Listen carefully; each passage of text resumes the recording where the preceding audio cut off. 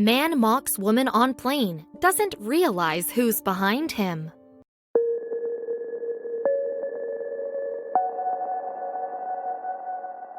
She was trying to fight back the tears, but she just couldn't take it anymore. She couldn't handle it anymore. She looked away and out of the nearby window and tried to calm herself down. But then she heard someone. She turned back to look and saw him standing there, taking her abuser down a notch. What she hadn't realized is that this man was itching to make a move. Savannah Phillips felt like she was a passionate woman. She worked hard both at her job and as a mother. Even with all of the effort she put into her life, she always felt like something in the back of her mind said she wasn't good enough. Whenever she could, Savannah would book a plane seat that had no flyers next to her. Unfortunately for her, today the plane was filled to capacity. She began to feel nervousness overcome her. She tried to breathe, but she never knew what would happen on this plane. Savannah had been battling with her weight for most of her life. Because of her weight, she had heard it all. A lot of people were heartless, and some were just ignorant. Whether intentional or not, it definitely affected her self-esteem. America's population is no stranger to being overweight. It has been a problem for a while now. But a recent development is body shaming. This doesn't help the problem or motivate someone to lose weight. Savannah knew this and had always been sensitive about it, even though she tried to have thicker skin. Savannah didn't fly out of pleasure, she flew out of necessity. She went on many business trips and had to get on them to travel. Even though she hated the cramped cabins, she just had to endure it. She had found a solution to her flying problem. She would book the seats around her so that there wouldn't be anyone around her and she'd be more comfortable and less claustrophobic. Savannah had already booked her ticket, and they had said it was full, but she couldn't help but try again. She got to the gate and asked the check-in assistant if there had been any cancellations. She simply shook her head. Savannah would have to board the packed plane without a spare seat. Savannah's experience with packed planes was never a good one. She looked at the check-in assistant and tried reasoning with them. But she looked at her and said it was just impossible with the number of passengers on the plane. As Savannah made her way to the plane, she could see all of the passengers on either side of her. She already felt like there were eyes on her. She didn't appreciate it and could feel her anxiety slowly rising. She just looked down at her feet and kept repeating, "It'll all be over soon," but she couldn't shake the horrible feeling in her gut. Her instincts told her something would happen. Savannah was now boarding the plane. Seeing the jam-packed cabin, she tried breathing and as calmly as she could, made her way to her seat. She got to where her seat was, but it was a window seat and there was a man sitting in the aisle seat of the row. When he saw her waiting, he rolled his eyes and stood up to let her pass. When she shuffled past, he let out a loud sigh which made all of the calming exercises that she tried redundant. The man sitting next to Savannah was an elderly man wearing bright sunglasses. To say he didn't like overweight people was putting it lightly, and he wanted her to know exactly how he felt about her. He started typing something on his phone. After he typed out his message, he set his screen brightness to full and set his text size to the biggest it could be. He wanted this message to be clear. After it was finished, he moved the screen towards Savannah so she could see it. But what he didn't account for was that the man sitting directly behind him could see everything.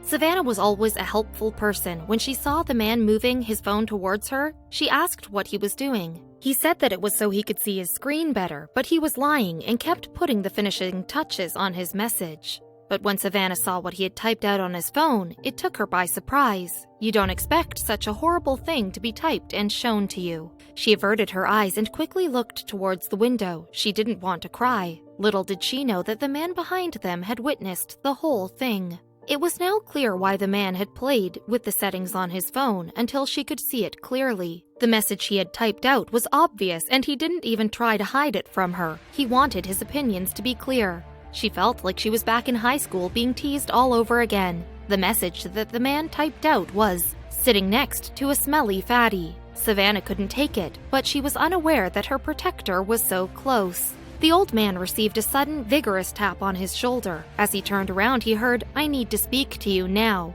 Startled, he rose and followed the young gentleman down the aisle. Angry, Chase Irwin spoke firmly. "We're switching seats now," he ordered. Taken aback by his confrontation, the old man cowardly agreed. Sitting back down, Chase addressed the tearful Savannah. Then he really became a hero to many. On the plane ride, Savannah and Chase began to talk. Savannah couldn't contain her gratitude. but all she learned of Chase was his name, profession, and that he was a parent too. When they landed, Savannah felt compelled to share their story. But she couldn't find Chase on social media, so she wrote a powerful Facebook post and urged people to share the post until Chase was found. But she still didn't expect the response she received. Savannah's post began, "I am only sharing this story of what happened to me today in hopes that the person who stuck up for me will somehow be recognized. We sat on the runway waiting for the okay to take off for about 10 minutes. I sat there unable to stop silently crying. I was scrunching myself up against the wall as far as I could," she continued. "The guy next to me takes out his headphones. Someone behind us says, 'We're switching seats now.' The guy next to me said, 'Okay, why?' And I hear someone say, removing curse words, 'You are texting about her, and I'm not putting up with that.'" Savannah was taken aback by how many likes and shares and comments her post received. Many users wrote encouraging comments stating that Savannah was beautiful just the way she was and not to let the rude man's personal opinion affect her. Many users also praised Chase for his actions and said that his good deed needed to be acknowledged, and they were determined to find him. It wasn't long before Facebook sleuths identified Chase Irwin by looking for the page of the restaurant he managed, Dierks Bentley's Whiskey Row Bar and Restaurant in Nashville. Soon, people who had read Savannah's heartbreaking story began to flood the restaurant's page with well wishes and praise for the hero Chase, and it wasn't long before the media caught wind of the story.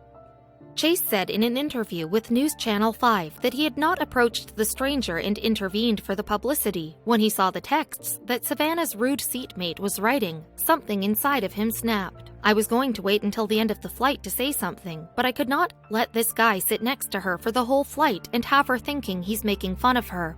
Chase said, "It really gets to me deep down when I see someone crying, and when I saw her crying it really hit me hard and I actually got sick to my stomach." Chase had been paying attention to the situation from the very start. He sensed that a situation would unfold as the elderly man was excessively rude to her. As soon as he had seen the text, Chase knew he couldn't let this old man get away with hurting another person so badly, but he had no idea how much of a difference his act of kindness would make. The rude man had written, "Hey babe, sitting next to a smelly fatty, she's overflowing over my armrest, think I'm going to be sick." Chase couldn't believe what he was seeing. "I began noticing her wiping tears and my heart sank," Chase confessed in an interview with Inside Edition. He knew he had to do something. He took a short video of the man on Snapchat and wrote, "This guy, probably mid-50s, just texted his wife that he is sitting next to a smelly fatty and was about to vomit. I watched her read his text and is now looking sad." Deliberating over whether he should confront the man right there and then, he added, "Should I just say something when landing?" Then he decided that he wasn't going to tolerate it. In an interview with local news, Chase mentioned how much he hated discrimination. When he had seen what the elderly man was writing, he had to act on it. But instead of waiting to have a word with him when the plane landed, he called a flight attendant over to let her know what he was about to do. Then, he confronted him. According to Chase, he approached the fat shamer and ordered him to swap seats with him now. At first, the man was confused. Assuming that Chase was offering him a better seat, he thanked him and asked him why, but Chase was about to set him straight. "Because you're a heartless person," Chase told him. "I read your text, and the girl next to you crying also read your text, and you should really take into consideration other people's feelings." That certainly kept the old guy quiet. Then, before the rude man could say anything else, he sat down next to Savannah. "He encouraged me not to let the guy get to me and that everything was going to be fine," Savannah recalled. "He said he just happened to see the guy's text messages and he started shaking. He was so mad and he knew he had to do something. He stopped the flight attendant and told her what he was about to do." Savannah's Facebook post garnered over 7,000 comments and 1,300 shares, and when Chase was finally located by Facebook fans, he was inundated with messages thanking him. Posting a story about the incident to Facebook, Dierks Whiskey Row said it was so proud to share the story about Chase. "Thank you to everyone who has messaged us regarding this story," the company said. "It has warmed the heart of our entire team." But how does Savannah feel now? "I would like to add that I do forgive him," Savannah said in an interview. "I have said lots of things in my life that I shouldn't have, just like everyone else. If I hated him, I would not be any different, and it is so vital to respond with love. Only love brings change to the world." Savannah said that neither she nor Chase have spoken with the man again. She doesn't even know who he is.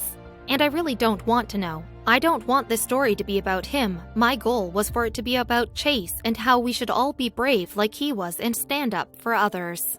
Thanks to Chase's kindness and Savannah's post, they helped raise awareness for victims of body shaming, an issue which is now being brought to the forefront of people's consciousness. Body shaming is an abhorrent practice that should be stopped. Chase will always remain a true hero in Savannah's eyes, as well as many others, we're sure.